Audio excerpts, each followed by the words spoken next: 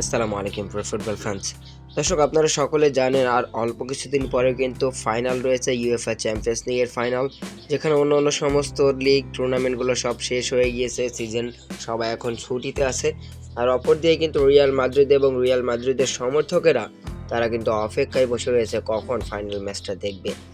মূলত final match নিয়ে সম্পর্কে Real Madrid coach Carlo Ancelotti একটা দারুণ কথা বলেছেন, যে কথাটা কিন্তু রীতিমতো সোশ্যাল মিডিয়া গরম করে দিয়েছে।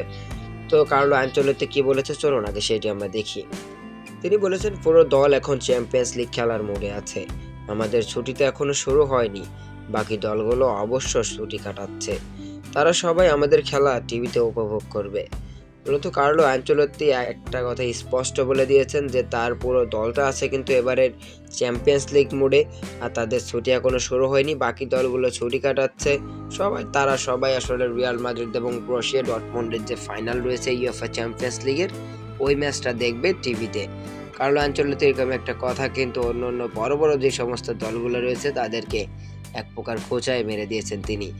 তো দর্শক, কি মনে হয় ইউএফএ চ্যাম্পিয়ন্স লিগের ফাইনালে রিয়াল মাদ্রিদ কি পারবে 15তম শিরোপা ঘরে তুলতে?